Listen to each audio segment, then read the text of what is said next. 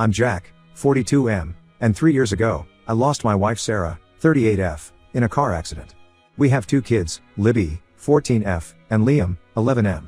Sarah and I met in high school when I was a sophomore and she was a freshman. We started dating after being lab partners in chemistry class, and from that moment on, we were inseparable.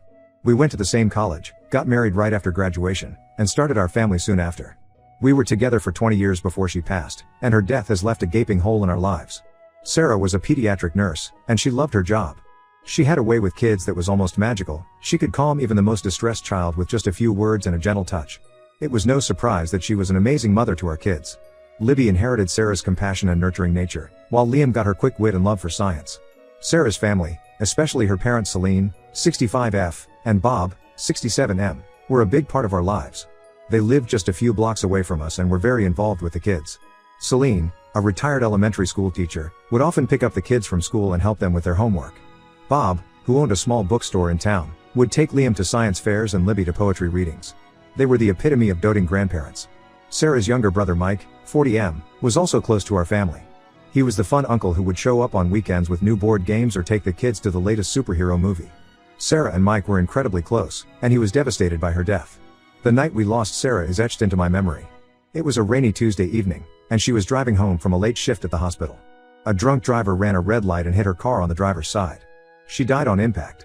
The police officer who came to our door at 2 a.m. looked almost as devastated as I felt when he delivered the news. The first few months after Sarah's death were a blur of grief, funeral arrangements, and trying to keep it together for the kids. Celine and Bob were incredibly supportive during this time. They practically moved in with us, cooking meals, helping with the kids, and just being there. Mike took time off work and stayed with us for a month, helping to sort out Sarah's affairs and providing emotional support. However, as time went on, things began to change. It started subtly at first. Celine would make comments about how I was raising the kids. She'd question why I let Libby wear makeup to school or why I allowed Liam to play video games on weeknights. Sarah would never have allowed that, she'd say, her voice laced with disapproval. I tried to brush it off, reminding myself that we were all grieving and coping in our own ways. But the comments became more frequent and more pointed. Bob, who had always been more laid back, started chiming in too. They'd criticize everything from the kids' diets to their extracurricular activities. I found myself constantly defending my parenting decisions, feeling like I was failing to live up to Sarah's standards. About 6 months after Sarah's death, Celine started pushing me to date again. It started with casual mentions of single women she knew, a neighbor, a fellow church member, even Libby's math teacher. I politely declined each time, explaining that I wasn't ready. But Celine was persistent. She'd talk about how the kids needed a mother figure and how Sarah would want me to move on. "You're still young, Jack," she'd say. "You can't spend the rest of your life alone." I understood that she was coming from a place of concern, but it felt suffocating. I was still grappling with my grief, trying to figure out how to be both mother and father to my children. The thought of dating seemed impossible, almost disrespectful to Sarah's memory. Things came to a head at Libby's 13th birthday party last year. We had planned a small gathering at our house with family and a few of Libby's close friends. Celine had insisted on helping with the preparations, and I was grateful for the extra hands. But when she showed up on the day of the party, she wasn't alone. She brought a woman named Rachel, 36F, who she introduced as her friend from book club. It didn't take long to realize that this was a setup. Rachel kept trying to engage with me and the kids, asking pointed questions about our lives and interests. She was overly familiar, touching my arm when she laughed at my jokes and offering to help serve the cake. Celine hovered nearby, beaming at us like a matchmaker who had just made the perfect pair. I was furious, but I didn't want to cause a scene at Libby's party. I could see the confusion and discomfort on my daughter's face, and Liam had retreated to a corner with his video game, avoiding interaction altogether. Mike, who was also at the party, shot me sympathetic looks but didn't intervene. After the party, once all the guests had left and the kids were in bed, I confronted Celine. She admitted to setting me up with Rachel, saying it was for the kids' sake. She went on about how Rachel was a widow too and would understand our situation. I told her that her behavior was unacceptable and that she needed to back off. Celine got defensive, accusing me of denying the kids a chance at having a complete family again. "Sarah wouldn't want you to be alone," she insisted. "She'd want the kids to have a mother." "They have a mother," I snapped back. "Just because Sarah's gone doesn't mean she's not their mother anymore." From that point on, every interaction with Sarah's family became tense. They'd criticize my parenting at every turn, push for me to date, and even started telling the kids that I was being selfish by not giving them a new mom. It got to the point where Libby came to me in tears one night, saying she felt guilty for not wanting a stepmom. "Grandma says I should want a new mom," she sobbed. "But I don't want anyone to replace mom. Does that make me a bad person?" That was the last straw for me. I decided to limit contact with Sarah's family. I told them they could only see the kids if I was present, and I cut off all one-on-one communication between them and the children. They were outraged, accusing me of trying to erase Sarah's memory and rob the kids of their only connection to their mother. Celine and Bob started showing up unannounced at our house, demanding to see the kids. They'd call at all hours, leaving long, guilt-tripping voicemails.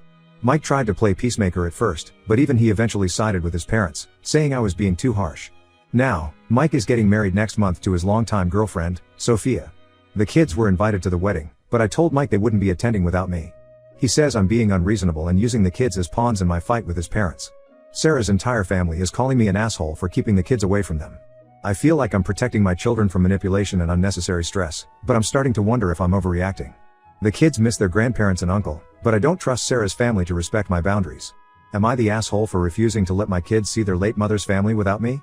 Update 1. It's been about a month since my original post, and a lot has happened. First, I want to thank everyone for their supportive comments and advice. It really helped me gain perspective on the situation and gave me the courage to take some necessary steps.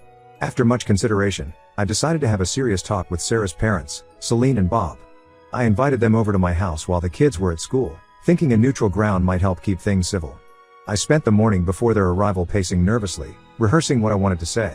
When they arrived, the tension was palpable. We sat in the living room, surrounded by photos of Sarah and the kids, a stark reminder of why we were all there. I started by explaining my concerns about their behavior and how it was affecting the kids. I told them about Libby's tears and guilt over not wanting a new mom, and how Liam had become withdrawn and anxious around them. I was firm but tried to be understanding of their grief. To my surprise, Celine broke down in tears. It was the first time I'd seen her cry since Sarah's funeral. She admitted that she'd been struggling to cope with Sarah's death and had projected her pain onto me and the kids. She confessed that pushing for me to date was her way of trying to fill the void Sarah left behind. I just miss her so much, Celine sobbed. Every time I look at Libby, I see Sarah at that age. I'm terrified of losing that connection. Bob, who had always been quieter about the whole situation, apologized for not stepping in sooner to curb Celine's behavior. He admitted that he'd been so focused on supporting his wife that he'd neglected to consider how their actions were affecting us. We had a long, emotional conversation where we all shared our feelings about losing Sarah. I told them about the nights I still woke up reaching for her, only to find her side of the bed empty. They shared stories about Sarah's childhood, some of which I'd never heard before.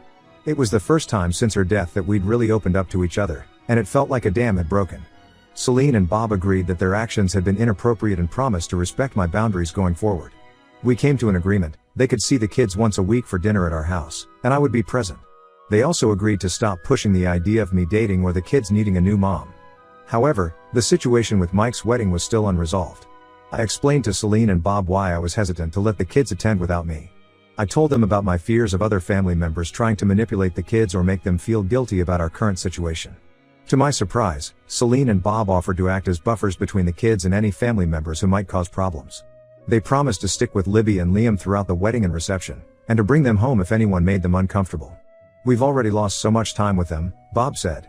We don't want to miss out on this important family event. After thinking it over for a few days, I decided to let Libby and Liam attend the wedding with their grandparents. Before they left, I had a long talk with the kids about setting boundaries. I told them they could call me at any time if they felt uncomfortable, and I made sure they had both my number and Mike's programmed into their phones. The day of the wedding, I was on edge the entire time the kids were gone. I must have checked my phone 100 times, expecting a call or text saying something had gone wrong. But when they came home that night, they were happy and excited. They talked over each other, eager to tell me about the ceremony, the cake, and the dancing. Libby gushed about how beautiful Sophia's dress was and how she'd caught the bouquet. Liam couldn't stop talking about the awesome DJ and how Uncle Mike had let him request songs. They both mentioned that a few relatives had asked about me, but said that Grandma and Grandpa had quickly changed the subject each time. I'm cautiously optimistic about the future of our relationship with Sarah's family. It's going to take time to rebuild trust, but I feel like we're on the right path. The kids are happy to have their grandparents back in their lives, and I'm relieved that we've found a way to move forward that respects everyone's feelings. We've had 2 family dinners since the wedding, and they've gone surprisingly well. Celine and Bob are making a visible effort to respect my parenting decisions, and they've stopped making comments about me dating. Instead, they're focusing on building their relationship with Libby and Liam. Last week, Bob brought over some of Sarah's old journals from when she was Libby's age, and they spent the evening reading them together and laughing over Sarah's teenage drama. It's not perfect, and we still have a long way to go, but for the first time in months, I feel like we're all on the same team again.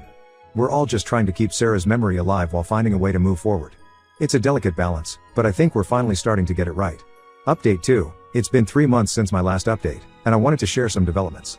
Things with Sarah's family have been going relatively smoothly. Celine and Bob have been keeping their weekly dinner dates with us and respecting our boundaries. The kids are happy to have their grandparents back in their lives, and I've noticed a positive change in their overall mood.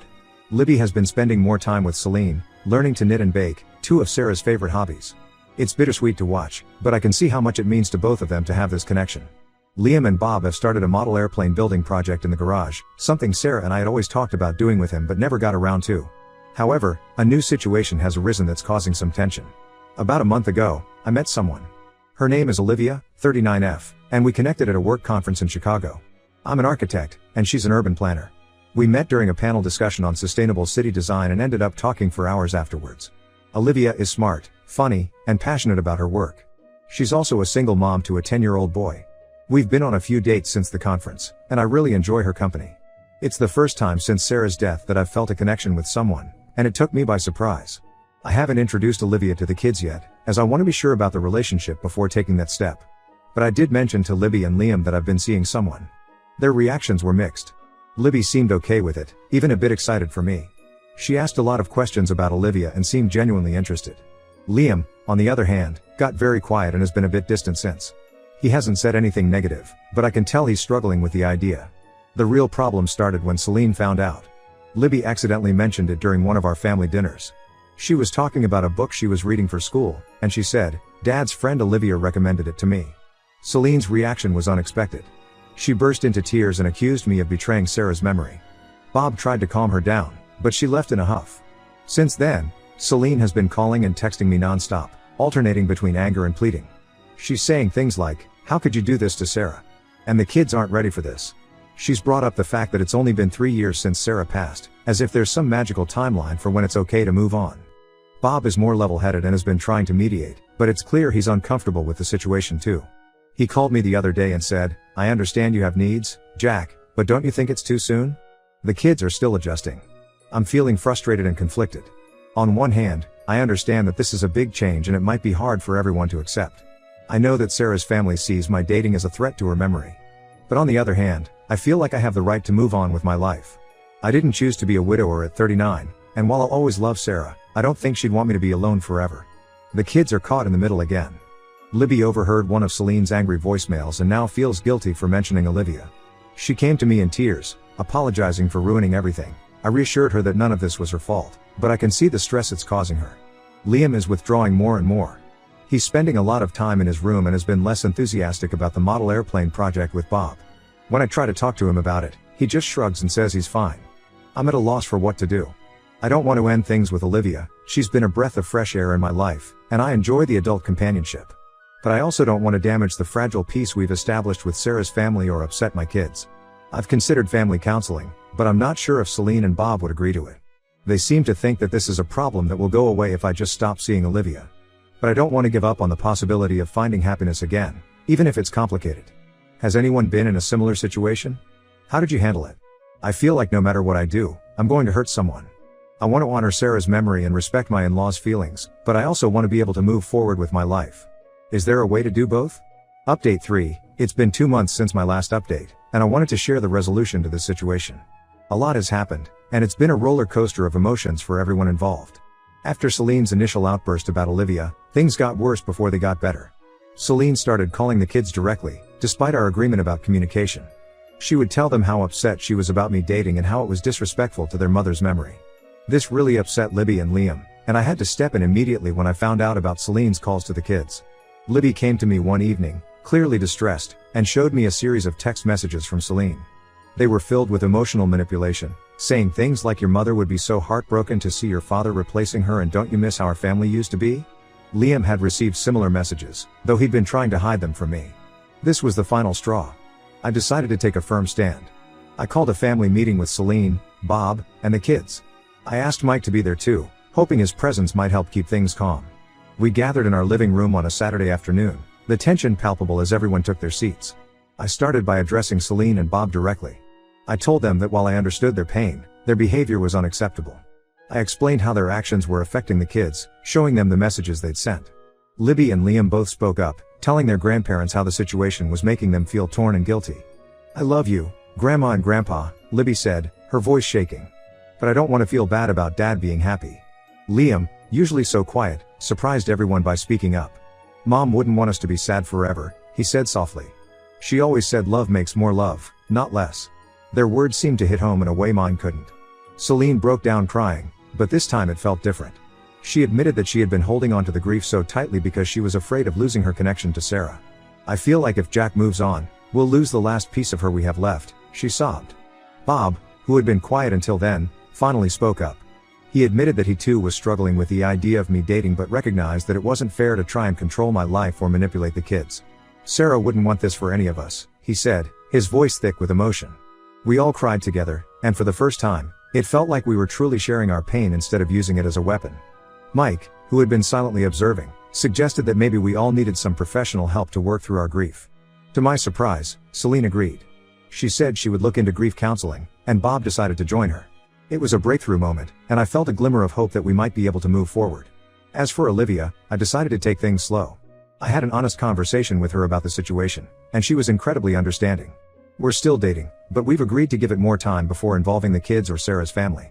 She's been patient and supportive, which has only made me appreciate her more. It's been a month since that family meeting, and I can already see a change. Celine and Bob have started therapy, both individually and as a couple. They're more respectful of our boundaries and seem to be working through their feelings in a healthier way. Our weekly family dinners have resumed, and while there's still some awkwardness, it feels like we're moving in the right direction. Libby and Liam are doing better too. We've had many open conversations about their feelings regarding me dating. Liam finally opened up about his fears of forgetting his mom if I started a new relationship. We spent an evening looking through old photo albums together, talking about our favorite memories of Sarah. It was painful but also healing for all of us. I've also started individual counseling to work through my own feelings about moving forward.